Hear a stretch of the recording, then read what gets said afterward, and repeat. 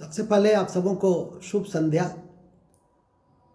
हमारी आज की जो ये वीडियो है, ये वीडियो दरोगा की मुख्य परीक्षा के उपरांत जो सैकड़ों छात्रों का सर्वेक्षण किया गया है और जो हमारे संपर्क में आए हैं, उसके आधार पर हमने जो कट ऑफ बनाया है, मुझे लगता है कि उसी के आसपास कट ऑफ रहने की संभावना है। क्योंकि जो छात्र मुख्य परीक्षा में अपीयर होते हैं, उन सबका जो लेवल होते हैं वो लगभग एक ही समान के होते हैं। कुछ यदि कैटेगरी को छोड़ दे तो मोर और लेस 5% का ही अंतर होता है और उसी आधार पे हम कट ऑफ भी जारी कर रहे हैं। सबसे पहले तो प्रश्नों की प्रकृति को हम लोग देख लें, उस पर थोड़ा विचार कर लें। जहाँ तक प्रश्नों की प्रकृति का संदर्भ है तो विगत 20 साल से मैं मार्गदर्शन दे रहा हूँ और हालांकि मैं विद्यार्थी जीवन में भी अपने से जो कनिये होते थे उन्हें मार्गदर्शन दिया करता था। तो मार्गदर्शन देने की एक लंबी परंपरा है और एक पारिवारिक परंपरा भी है। और उसी कड़ी में मैं आज ये कह सकता हूँ कि जो ये प्रश्न हैं वो प्रश्न की प्रकृति सरल से थोड़ा सा ऊपर है। अंतर्राष्ट्रीय महिला दिवस जैसे प्रश्न सुपर फर्स्ट लाइन में माने जाते हैं। बादशाह नामा के लेखक ये सब सुपर फर्स्ट लाइन में माने जाते हैं। मतलब यदि मैं कहूँ कि इसमें थोड़े से जटिल प्रकृति के कौन से प्रश्न थे, तो वो जटिल प्रकृति के प्रश्नों में एक तो 2 प्रश्न जो थे उसके उत्तर गलत हैं, तो उस 2 को तो एलिमिनेट करेगा। विशेषकर गोल्डन ट्रायंगल और जो विक्रम संवत से जुड़े हुए फैक्ट हैं, वो विकल्प थे, उस पर सुधार की जरूरत है।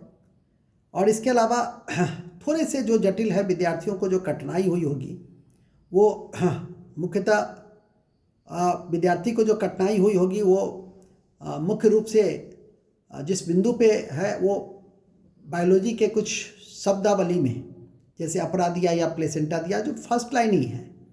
जब आप रिप्रोडक्टिव सिस्टम सुनते हैं तो उसमें अपरा या प्लेसेंटा को देखते हैं और समझते हैं। 87% के क्वेश्चन थोड़े से डिफिकल्ट थे।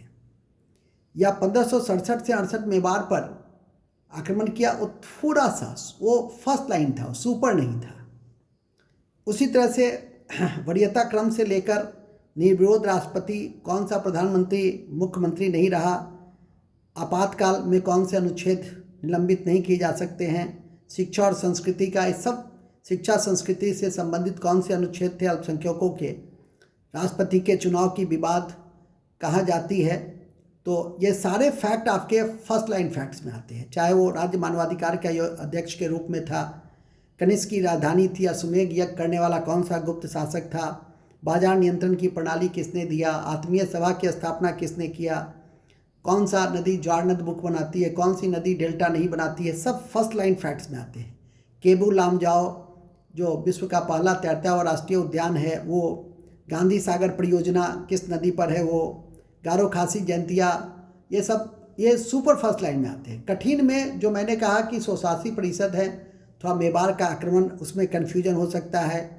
आपके टोबिन कर में थोड़े से कन्फ्यूजन हो सकते हैं, चूँकि पुरानी ये कर है जो करेंसी के लेन देन से संबंधित है।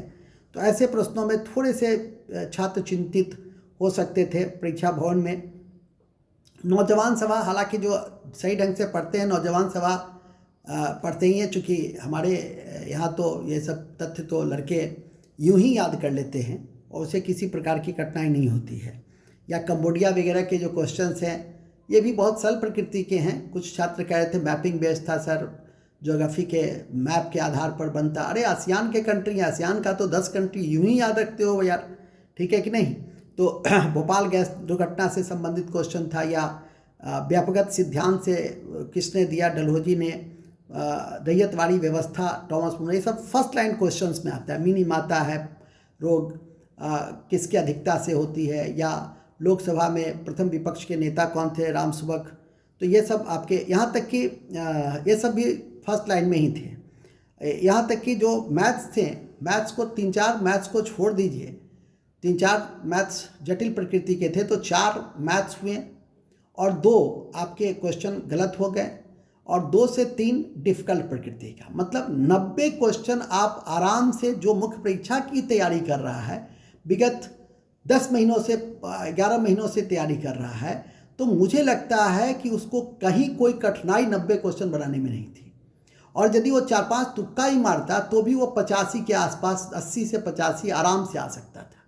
लेकिन अब सवाल है कि कोरोना का कहीं इम्पैक्ट पड़ा है, छात्र ने उतनी गंभीरता से तैयारी नहीं की, एक भय के माहौल में पढ़ा, कंटिन्यूटी नहीं रहा। जो मार्गदर्शक के पास जाते थे, क्लास अटेंड करते थे, टेस्ट देते थे, उस तरह की गंभीरता ऑनलाइन में या अन्य जगहों पर अन्य रूपों में नहीं हो सकी। स्वाध्याय की प्रवृत्ति तो ऐसे भी आजकल के छात्रों में कम पाई जाती है। तो इन सब के आधार पर मैं कह सकता हूँ कि थोड़ा सा छात्रों का प्रिपरेशन कोरोना के और परीक्षा के चुनाव, कोरोना और अनिश्चितताओं के माहौल में थोड़ा प्रभावित हुआ।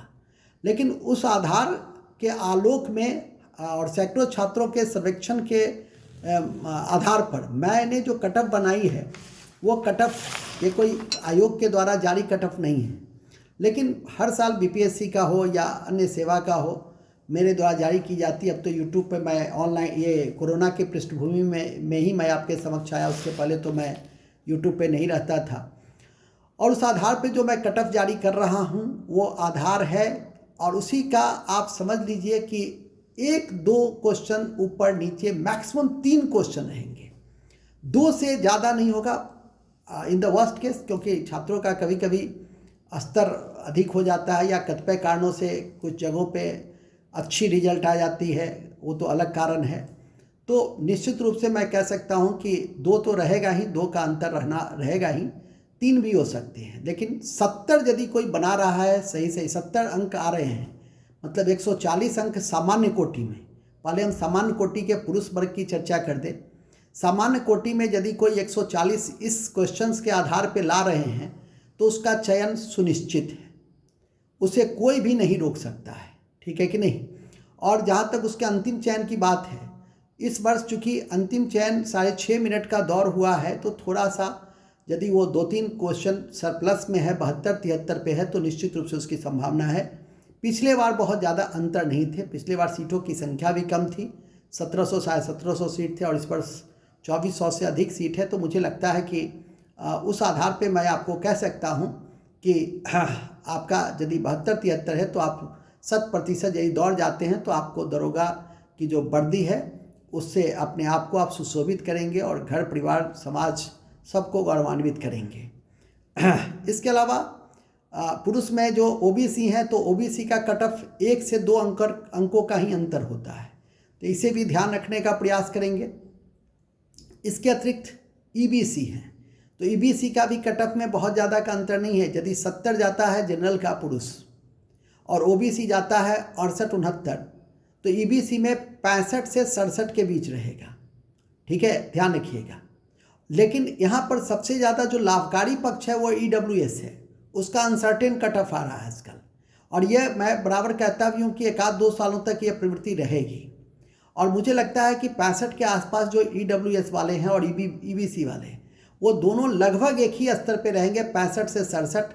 हो सकता है कि ईडब्ल्यूएस वाले 1-8 नंबर और पीछे जा सकते हैं, ठीक है कि नहीं। तो उनका कट ऑफ 64 से 67 के बीच रहने की संभावना है, इसलिए 64 के आसपास यदि ईडब्ल्यूएस है तो उनकी चयन की पूरी संभावना बनती है। उसी तरह से ईबीसी यदि 65 के आसपास है, ठीक है, 1-2 ऊपर 1-2 नीचे, तो उसकी संभावना बन रही है। 1-2 ऊपर है तो 100% है, 1-2 नीचे है तो वो दौड़ की तैयारी कर सकते हैं और उस स्थिति में वो आगे बढ़ सकते हैं। ये तो हुआ आपके पुरुष के कट ऑफ के संदर्भ में मुख्य बातें। उसी तरह से महिला की कट ऑफ आप ले लीजिए। महिला की कट ऑफ भी सामान्य कट ऑफ जो है वो 60 से 62 अंक जाएगी, इस बात को ध्यान रखेंगे। सामान्य महिला की कट ऑफ 60 से 62 है, और जो ओबीसी महिला हैं उनकी कट ऑफ 58 से 60 है। जो ईबीसी महिला हैं उनकी कट ऑफ 56 से 58 है, ठीक है कि नहीं। जो ईबीसी महिला हैं उनकी कट ऑफ पुरुष के कट ऑफ के आसपास ही जाने की संभावना रहती है, मतलब 55, 58, 56, 58 के आसपास रहेगी। फिर यहाँ ईडब्ल्यू जो महिला है वो उसकी कट ऑफ ईबीसी की कट ऑफ ओबीसी के आसपास 54-55 के आसपास रहेगी। 54-55 के आसपास ही उनकी कट ऑफ बनेगी, मैक्सिमम 56 तक जाएगा, मिनिमम 54 पे भी बन सकता है। और मैंने अभी कहा कि जब तक ईडब्ल्यूएस 1-2 साल तक पूरी तरह से कंसिस्टेंस नहीं आती है, तब तक मुझे लगता है कि कट ऑफ में अनसर्टेन आपको परिणाम देखने को मिलेंगे। शुरुआती दौर में जब यूपीएससी में मंडल कमीशन के उपरांत जब इस तरह की जो मेथोडोलॉजी अपनाए गए थे तो ओबीसी और ये जो जनरल के कट ऑफ में अंतर होते थे वो 100 अंकों का होता था यूपीएससी मेंस वगैरह में। लेकिन आज के दौर में आप देख लीजिए कि नंबर कितने कम हो गए। पीटी में तो बिल्कुल एक ही हो गया है। बीपीएससी का भी आप कट ऑफ देख सकते हैं कि जो हमारे ओबीसी हैं और जो हमारे सामान्य कोटि में हैं वो लगभग एक चल रहा है, 1-2 नंबर का ही अंतर रहता है। तो स्पष्ट है। उसी तरह से ईडब्ल्यूएस के संदर्भ में आप देख सकते हैं कि जहाँ जहाँ ईडब्ल्यूएस लागू हुई और वहाँ पे अप्रत्याशित परिणाम आपको देखने को मिलता है। तो 54 से 56 यदि किसी ने बनाया है तो मैं समझता हूँ कि उसे कोई कठिनाई नहीं होगी। इसी तरह से आपका एससी और एसटी की भी मैं बात कर लूँ। जहाँ तक एससी महिला का संदर्भ है तो एससी महिला का संदर्भ स्वाभाविक है कि यदि वो 50 प्लस में हैं तो उन्हें कोई कठिनाई नहीं होगी। लेकिन एससी पुरुष यदि हैं तो 55 के करीब प्लस में है तो उन्हें पास करने से कोई रोक नहीं सकता है। ठीक है कि नहीं। उसी तरह से एसटी का है। एसटी पुरुष 53 से 55 के आसपास हैं तो उन्हें कोई रोक नहीं सकता है। और एसटी महिलाएं भी यदि 50 के आसपास हैं उसमें 50 में 2 नंबर नीचे भी रख सकते हैं और उस स्थिति में यदि हैं तो उनकी चयन सुनिश्चित हो सकती है। मैं समझता हूं कि जो कट ऑफ जाएगा वो इसी के आसपास जाने की संभावना होगी। और मैं यह जो आंकड़ा आपके समक्ष रखा हूं, ये जो बातें मैंने आपके समक्ष रखी है, ये जो सैकड़ों छात्रों का सर्वेक्षण जो मैं 2 दिनों से कर रहा हूं उस आधार पे मैंने रखी है। आशा करता हूं कि आप सबों को हमारी आज की कट ऑफ की जो अंक जारी किए गए हैं ये अंतिम नहीं है और इसी आधार पे आप अपनी तैयारी को मूर्त रूप दे दें। हालांकि 1-2 नंबर कोई ऊपर नीचे भी होंगे तो घबराने की बात नहीं है। तैयारी फिजिकल की वो जारी रखें जिससे कि भविष्य में उन्हें किसी प्रकार की कठिनाई नहीं हो। इन्हीं शब्दों के साथ हम आप सबों को शुभ आशीर्वाद शुभकामनाएं देते हैं कि आप लोग अंतिम रूप से चयनित होइए, दरोगा बनिए और देश और समाज की सेवा कीजिए, अन्याय के विरुद्ध लड़िए और जो वंचित वर्ग हैं उन्हें न्याय प्रदान कीजिए। इन्हीं शब्दों के साथ शुभ रात्रि।